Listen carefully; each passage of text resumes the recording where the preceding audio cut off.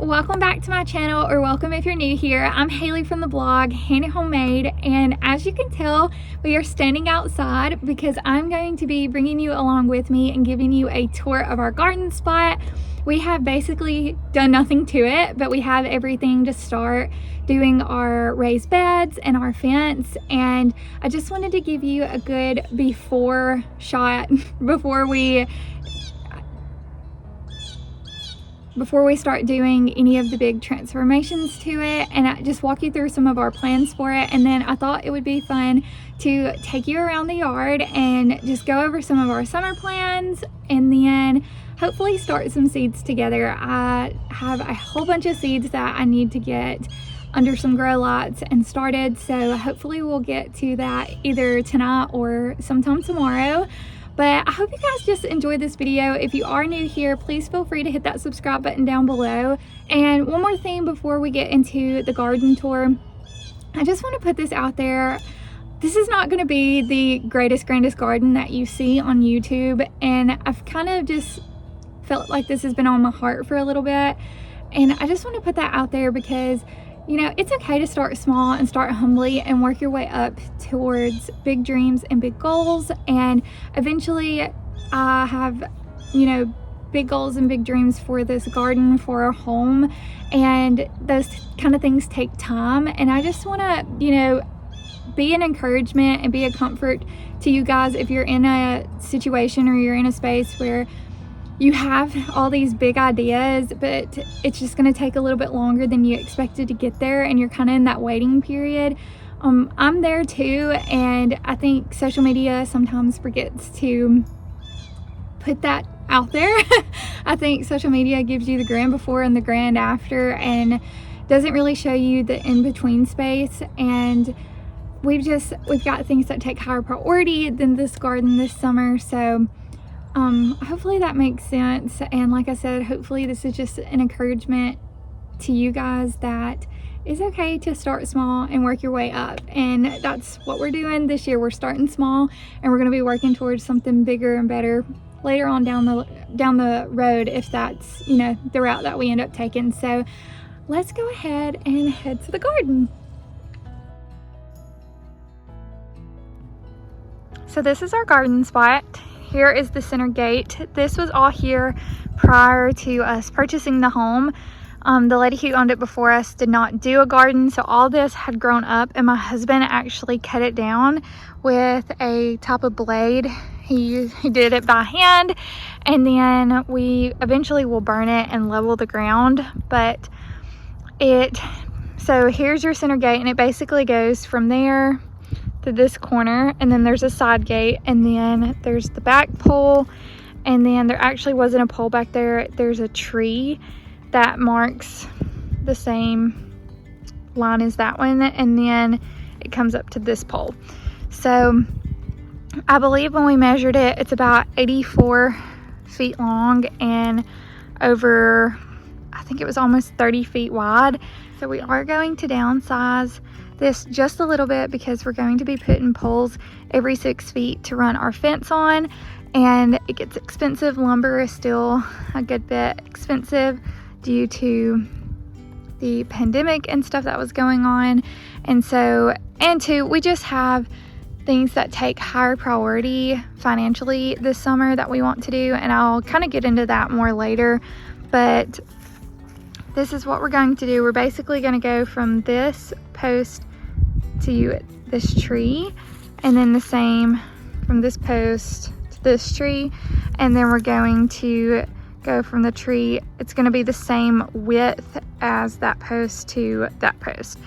So basically the reason we're doing that is because we'll do our post here, and then next summer if we want to expand it, we can just run the rest of the fence line here, and then our width, the fence line that's running the width, we can just move it out, and we'll have enough posts to go in between those there, since we're basically just moving that in. So maybe that makes sense. I'll try to insert a rough sketch of the measurements and stuff that I measured out, and we'll also try to insert some pictures of just my plans for this garden. We're going to be doing raised beds, And I just have, you know, a really big dream for this garden space, and I think it'll be absolutely lovely.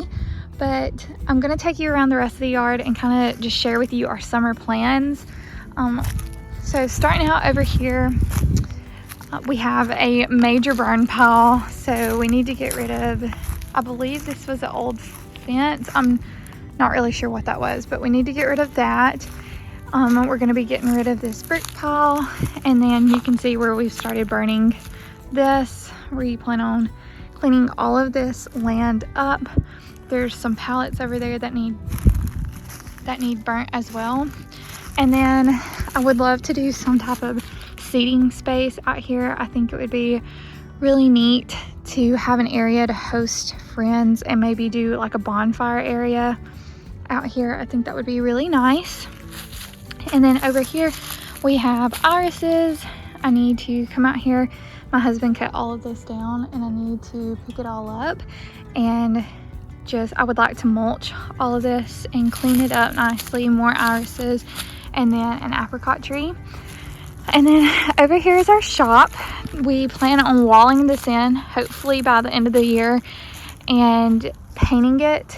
We are going to be painting our house, and I would love to paint it the same color as the house and do some landscaping around it as well. You can kind of see the pile from where they leveled this. They left that pile of dirt there, and so that needs to go. But it will, when we wall in the shop, it will cut off half of the view of the garden, but I think that'll be okay because I plan on doing some really pretty landscaping around it, and maybe even some vines and trellises up the sides of the shop eventually. I think that would look really pretty, but this is something that we just cannot wait to do because it's such an eyesore. It is not our favorite thing to look out here and just see our stuff.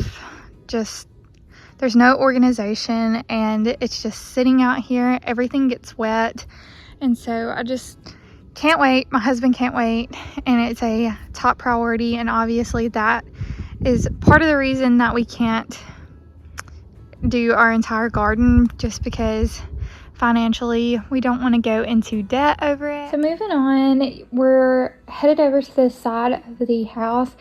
You will see this really old building that I think was a chicken coop.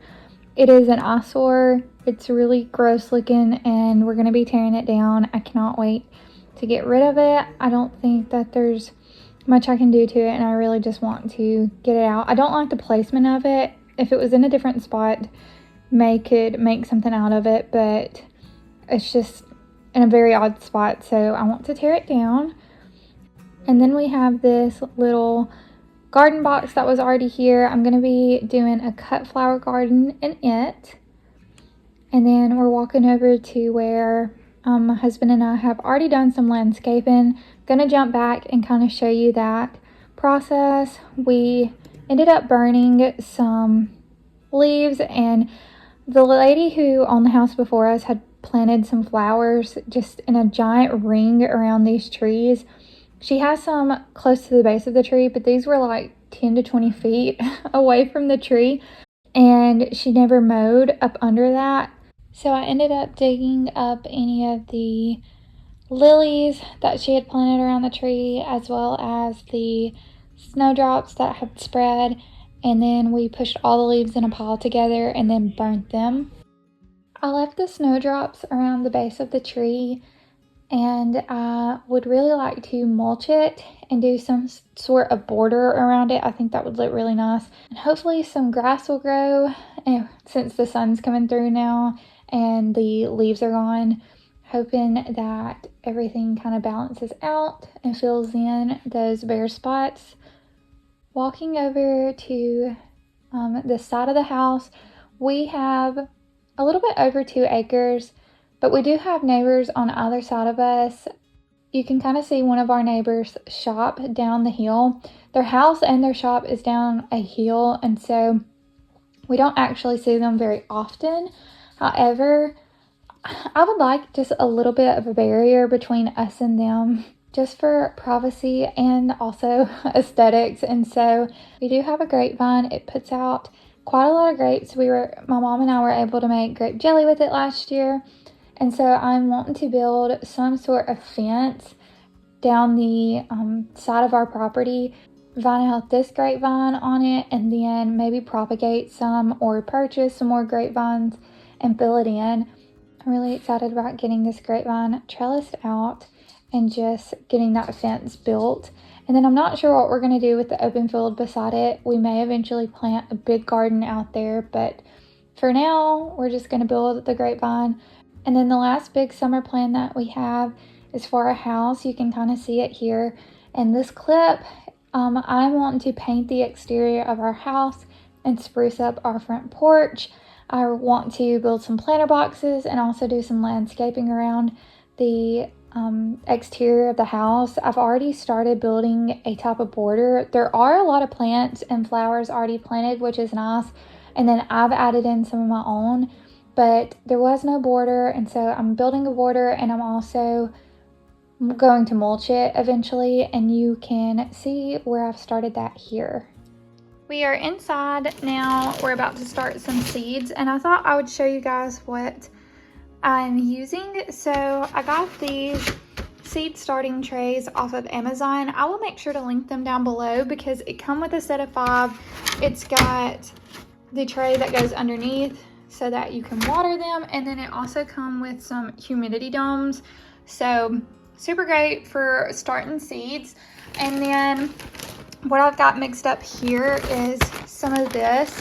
This is a natural and organic seed starting mix. You want to use some sort of mix specifically for seed starting rather than like potting soil or anything like that. And if you've ever picked this up, then you know like the difference in weight. It's super lightweight, and it's great for plant roots. That's a big thing as far as seed starting mix, is you want it to be something that plants can root easily in, and this tends to work better than just regular potting mix.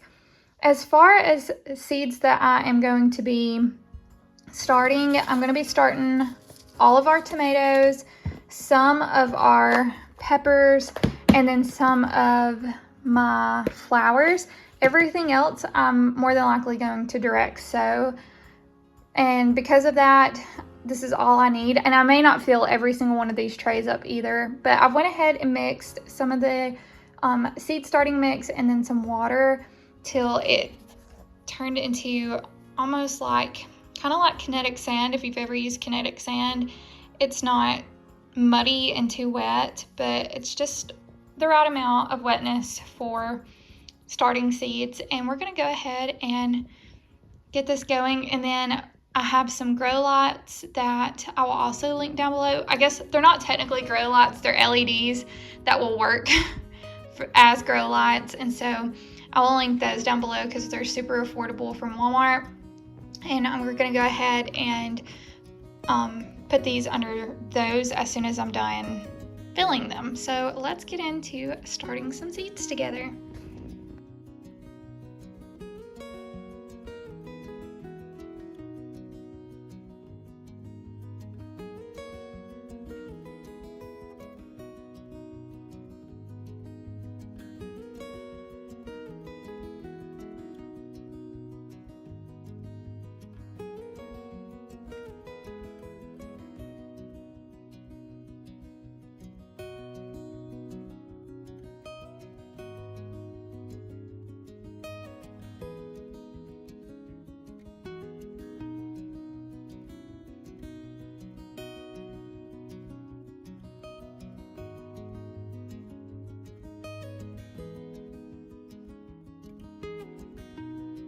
This is all I did. I only did 2. I've got my beefsteak tomatoes, my boxcar willies, and then the Berry's crazy cherry tomatoes here and here. Then I did 1 row of the mini bell peppers, 1 row of the banana peppers, and then from here over is flowers. I have asters, 2 different carnations. I have lavender and a butterfly bush.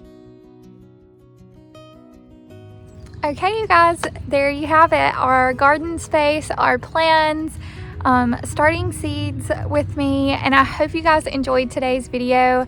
Please hit the like button, hit the subscribe button. Like I said, I would love to have you here in this community, in this spring group. It means the world to me to have so many of you already. And I will see you next time. Bye, friends.